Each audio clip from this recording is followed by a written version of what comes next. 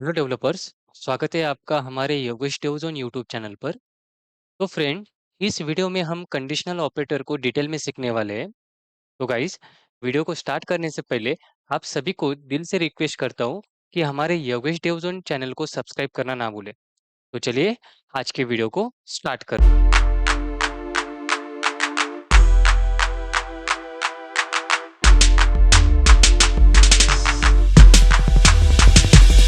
आज का हमारा टॉपिक है कंडीशनल ऑपरेटर इन सी शार्प। तो दोस्तों, पहले हम डिस्कस करते हैं कि एग्जैक्टली सी शार्प प्रोग्रामिंग के अंदर कंडीशनल ऑपरेटर क्या होता है। सो the conditional operator in C Sharp provide one line approach for creating a simple conditional statement. तो दोस्तों, कंडीशनल ऑपरेटर जो सी शार्प प्रोग्रामिंग लैंग्वेज में यूज किया जाता है, वो हमें वन लाइन अप्रोच प्रोवाइड करता है। अभी वन लाइन अप्रोच मतलब क्या? कि वो सिंगल स्टेटमेंट में हमें कोई भी स्टेटमेंट इवैल्यूएट करने के लिए एक अप्रोच प्रोवाइड करता है। So it is often use as a shorthand method for if else statement. मतलब जो भी हमारा कंडीशनल ऑपरेटर होगा, तो ये कंडीशनल ऑपरेटर जैसे हमारा इफ एल्स कंडीशन होता है। अभी इफ एल्स कैसे होता है? सपोज यहाँ पे इफ, देन इसके अंदर हम कुछ कंडीशन लिखते हैं। यहाँ पे कंडीशन लिखने के बाद देन हमारा यहाँ पे होता है एल्स पार्ट।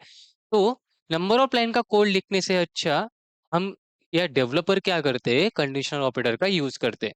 तो ये हमें यूज करने के बाद हमें वो क्या प्रोवाइड करता है? It make the code much and more simple, shorter and readable. So in conditional operator, मतलब गाइस, अगर आप कंडीशनल ऑपरेटर का सिंबल देखोगे, तो पहले हमारा होता है क्वेश्चन मार्क एंड देन होता है हमारा colon. So is also known as ternary operator. तो दोस्तों, सी प्रोग्रामिंग के अंदर कंडीशनल ऑपरेटर को ही टर्नरी ऑपरेटर बोलते हैं, because it takes three operand, मतलब ये तीन ऑपरेंड पे वर्क करता है and perform a conditional test. So अगर हम इसका सिंटैक्स देखेंगे, बेसिक सिंटैक्स, तो गाइस ये हमारा टर्नरी ऑपरेटर होता है। तो टर्नरी ऑपरेटर में क्या होता है कि वो तीन ऑपरेंड का यूज करता है। The operand number one, the operand number two, the operand number three. So guys, expression first है, देन ये एक्सप्रेशन सेकंड एंड देन ये एक्सप्रेशन थर्ड। मतलब ये अभी क्या होता है, कैसे होता है इसका वर्क? तो दोस्तों, ये तीन पॉइंट आपको अच्छे से समझ में आए होंगे। तो चलो अब हम इस कंडीशनल ऑपरेटर को उसके वर्क फ्लो के साथ समझते हैं, जिससे आपको ये वर्क कैसे करता है ये आपको एग्जैक्टली समझ में आएगा। So guys, the point is conditional operator works as follow. तो जैसे हमने पिछले स्लाइड में देखा कि हमारे पास तीन ऑपरेंड होते हैं, expression one, expression two and expression three. तो यहाँ पे पहले क्या होता है? First of all the expression first of all the expression first is evaluated. मतलब गाइस, ये जो हमारा एक्सप्रेशन फर्स्ट है, सेकंड है और थर्ड है, तो पहले इवेल्युएट होगा। मतलब इसमें कुछ कंडीशन वगैरह होगी, ये पहले चेक होगी इफ इट इज ट्रू। अगर ये कंडीशन सपोज कंसीडर कर लो कि यहाँ पे मैंने एक एग्जांपल लिया है कि फॉर एग्जांपल यहाँ पे मैंने वैल्यू दिया कि a इज ग्रेटर देन 10। तो यहाँ पे a की वैल्यू सपोज 5 है। तो ये कंडीशन अगर ट्रू है, तो वो क्या करेगा? एक्सप्रेशन 2 को इवैल्यूएट करेगा। लेकिन हमें तो यहाँ पे पता है कि a की वैल्यू क्या है? 5 है, वो 10 से बड़ी नहीं है। तो यहाँ पे एक्सप्रेशन क्या होगा? फेल होगा। तो सेकंड केस में क्या बोल रहा है? इफ एक्सप्रेशन 1 इज फॉल्स, मतलब अगर ये एक्सप्रेशन 1, इसका रिजल्ट अगर हमें फॉल्स मिलता है, तो वो एक्सप्रेशन 3 को इवैल्यूएट करेगा। मतलब गाइस, अगर आप और इसे अच्छे से समझना चाहो, तो हम एक सिंपल एग्जांपल ले लेते हैं कि कंसीडर करो मेरे पास एक पहला वेरिएबल है 40 और दूसरा वेरिएबल है जिसको मैंने वैल्यू दी 30। तो अभी यहाँ पे क्या होगा कि ये जो मेरा एक्सप्रेशन है, इसे एज इट इज हम यहाँ पे लिखते हैं कि सपोज मेरे पास एक एक्स नाम का वेरिएबल है। ये हमारा हो गया वेरिएबल। देन सेकेंडरी थिंग कि हमारे पास जो एक्सप्रेशन वन है वो है A greater than B, then हमारा question mark, then expression two and then expression three. So guys, same as it is, अभी ये एक्सप्रेशन वन है इधर, ये वाला हमारा एक्सप्रेशन वन, ये वाला हमारा एक्सप्रेशन टू और ये वाला हमारा एक्सप्रेशन थ्री। अभी इसमें क्या होता है कि सपोज अगर हमने इसे इवेल्युएट किया, तो हमें पता है कि ए की वैल्यू क्या है? 40। 40 is greater than 30, this is condition right. अगर ये फर्स्ट एक्सप्रेशन अगर ट्रू होगा, if it is true, then the expression two will be evaluated. तो एक्सप्रेशन टू ये इवेल्युएट होगा। तो ये हमें तो पता है कि ये एक्सप्रेशन टू है। तो ये एक्सप्रेशन इवेल्युएट होने के बाद इसकी वैल्यू ये वेरिएबल के अंदर स्टोर होगी। मतलब ये जाएगा यहाँ पे। तो गाइस हमें तो पता है कि यहाँ पे ए की वैल्यू क्या है, 40। तो ये कंडीशन अगर ट्रू हुई तो ये 40 वैल्यू स्टोर होगी एक्स में। और अगर ये कंडीशन फॉल्स हो गई तो बी की वैल्यू मतलब एक्सप्रेशन टू क्या, एक्सप्रेशन थ्री क्या करेगा, ये इवेल्युएट होगा और अपने वेरिएबल में उसकी वैल्यू को स्टोर करेगा। तो आई होप गाइस आपको ये एग्जांपल अच्छे से समझ में आया होगा। गाइस ये जो कंडीशनल ऑपरेटर है ये तो हमने थ्योरेटिकली पढ़ लिया, इसे समझ लिया, लेकिन ये ऑपरेट कैसे होता है, ये वर्क कैसे करता है, ये इफ एल्स का शॉर्ट हैंड मेथड कैसा है, तो चलो इसे हम अपने विजुअल स्टूडियो पे परफॉर्म करके देखते हैं। तो गाइस मैंने विजुअल स्टूडियो में एक क्लास को क्रिएट किया है जिसका नाम है प्रोग्राम। और प्रोग्राम के अंदर मेरे पास एक मेन मेथड है। ठीक है गाइस, इस एप्लीकेशन में इस प्रोग्राम में हम एक प्रोग्राम परफॉर्म करने वाले हैं जिसकी हेल्प से हमें पता चल जाएगा कि कौन सा पर्सन ये वोटिंग के लिए एलिजिबल है, और उसके लिए हम यूज करेंगे टर्नरी ऑपरेटर को। सो गाइस सबसे पहले मैं एक स्टेटमेंट लिखता हूँ कंसोल डॉट राइट लाइन। सो यहाँ पे हम सबसे पहले यूजर को एक कंसोल विंडो पे एक स्ट्रिंग डिस्प्ले करेंगे कि हम उसे बोलेंगे कि भाई तू तेरी एज यहाँ पे एंटर कर। तो गाइस अभी तक हमने ऐसा कोई पॉइंट नहीं देखा कि कोई यूजर उसमें कंसोल में मैन्युअली कुछ वैल्यू एंटर कर रहा है। मतलब अगर हमें मैन्युअली कुछ वैल्यू मतलब यूजर से अगर इनपुट लेना है, तो यूजर से इनपुट लेने के लिए हम यूज करते हैं guys console dot read line. So guys ये कंसोल डॉट रीड लाइन क्या करेगा, ये अपने यूजर की जो भी वैल्यू होगी उसे एक्सेप्ट करेगा। और हमें तो पता है कि यहाँ पे यूजर उसकी एज ये इंटीजर में ही देगा। अगर हमें उसका आउटपुट या उसकी एज इंटीजर में लेना है, तो हम इसे करेंगे कंसोल इंटीजर डॉट पार्स। अभी इंटीजर डॉट पार्स क्यों करते हैं, क्योंकि जब भी कोई यूजर अपने कंसोल पे कुछ वैल्यू को एंटर करेगा, तो वो पहले चेक करता है कि उसने एंटर की हुई वैल्यू ये इंटीजर में ही है क्या। अगर उसने इंटीजर में वैल्यू को एंटर किया, तो ही वो उसे इस एज नाम के वेरिएबल में स्टोर करेगा, क्योंकि हमने इस इसको क्या दिया है, इसको इंटीजर नाम का एक वेरिएबल दिया है। सो यहाँ पे हमने लाइन नंबर 9 पे यूजर से इनपुट लिया।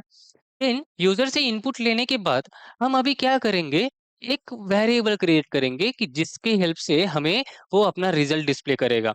सो सपोज मैं अभी एक्सप्रेशन वन लेता हूँ। अभी एक्सप्रेशन वन क्या होगा, एज इज ग्रेटर देन और इक्वल टू 18। मतलब कि जो भी आपकी एज होगी, एक तो वो 18 साल से बड़ी होगी, नहीं तो 18 साल हो गई। ऐसा एक हमने पहला कंडीशन ले लिया। देन नेक्स्ट हमारा आता है अपना कंडीशनल ऑपरेटर, मतलब टर्नरी ऑपरेटर। तो गाइस यहाँ पे मैं एक सिंपल एक मैसेज प्रिंट करूंगा कि जिससे यूजर को पता चल जाए कि आप वोटिंग के लिए एलिजिबल हो या नहीं।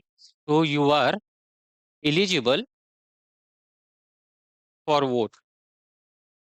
और ये हो गया हमारा एक्सप्रेशन टू, ये हो गया हमारा एक्सप्रेशन वन। और एक्सप्रेशन थ्री में हम एलिजिबल नहीं है ऐसा कुछ लिख देंगे। सो यहाँ पे मैं लिखता हूँ you are not eligible for vote.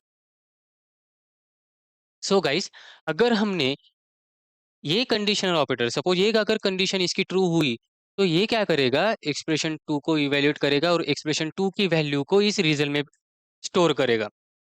और अगर ये एक्सप्रेशन वन अगर फॉल्स रहा, तो ये एक्सप्रेशन थ्री को इवेल्युएट करेगा और इसकी वैल्यू को वो रिजल्ट नाम के वेरिएबल में स्टोर करेगा। सो इसके लिए मैं यूज करता हूँ कंसोल डॉट राइट लाइन और इस रिजल्ट को हमने प्रिंट कर दिया। सो गाइस हमने इसी एग्जांपल को कि ये एग्जैक्टली ऑपरेट कैसे होता है, जो अपना कंपाइलर होता है वो कोड को लाइन बाय लाइन एग्जीक्यूट कैसे करता है, इसके लिए हम यूज करते हैं अपना ब्रेक पॉइंट, जो हमने प्रीवियस सेशन में देखा था कि एग्जैक्टली ब्रेक पॉइंट और डिबग क्या होता है। सो मैंने line number 7, line number 9, line number 11 और लाइन नंबर 13 पे एक ब्रेक पॉइंट लगाया। इससे हमें फ़ायदा क्या होगा कि जो भी अपना compiler line by line code execute करेगा, तो हमें पता चल जाएगा कि एग्ज़ैक्टली कौन से वेरिएबल में कौन-सी वैल्यू स्टोर हो रही है। सो हमें पता है गाइस कि वैल्यू को और प्रोग्राम को रन करने के लिए हमारे पास एक यहाँ पे बटन होता है। हम इस पे क्लिक करने के बाद हमारा जो भी कोड है वो एग्ज़ीक्यूट मतलब उसका एग्ज़ीक्यूशन स्टार्ट हो जाता है, वो अपना प्रोजेक्ट बिल्ड करने लगता है। So after clicking this button ये हमें एक कंसोल विंडो ओपन करके देगा जिसमें हमें वो आउटपुट डिस्प्ले करता है। तो गाइस इसने हमें एक कंसोल विंडो ओपन करके दी। अभी कंसोल विंडो ओपन करने के बाद यहाँ पे हमने तो ब्रेक पॉइंट लगाया है। तो पहला ब्रेक पॉइंट मतलब क्या कि ये लाइन चेक कर रहा है। तो यहाँ पे फर्स्ट लाइन है कि कंसोल डॉट राइट लाइन मतलब ये हमारे यहाँ पे कुछ डिस्प्ले करेगा कंसोल विंडो पे। सो हमने यहाँ इसको कंसोल विंडो पे लिखने को बोला है कि एंटर योर एज। तो गाइस यहाँ पे देखो, अगर इसे नेक्स्ट लाइन पे हमें ले जाना है, तो यहाँ पे जो मेरा कर्सर है, यहाँ पे हमें क्लिक करना है, जो लाइन को स्टेप ओवर करता है। नहीं तो आप शॉर्टकट मेथड मतलब F10 भी कर सकते हो। जब ये मैं यहाँ पे क्लिक करूँगा, तो लाइन आ जाएगी लाइन नंबर 9 पे और अपने कंसोल जो ब्लैक स्क्रीन आपको दिख रही है, वहाँ पे एक स्ट्रिंग प्रिंट होगा, एंटर योर एज। तो गाइस मैंने यहाँ पे इसे नेक्स्ट किया, तो ये देखो यहाँ पे उसने एंटर योर एज कर दिया। तो सपोज़ अभी मैं कुछ भी नंबर अगर टाइप करूँगा यहाँ पे, तो वो टाइप नहीं होगा, क्यों? क्योंकि हमने यहाँ पे ब्रेक पॉइंट लगाया है जो लाइन नंबर 9 पे। तो सपोज़ अभी ये क्या करेगा, नेक्स्ट लाइन पे मतलब हम इसको देंगे सपोज़ 10 और 20। तो अगर मैंने यहाँ पे इसको नेक्स्ट लाइन पे क्रिएट किया, तो कंसीडर करो कि मैंने 20 वैल्यू लिया और 20 वैल्यू लेने के बाद मैंने एंटर किया, तो ये उसको रीड करता है कि पहले चेक करेगा वो कि ये जो वैल्यू यूज़र ने एंटर की है वो इंटीजर में है या नहीं।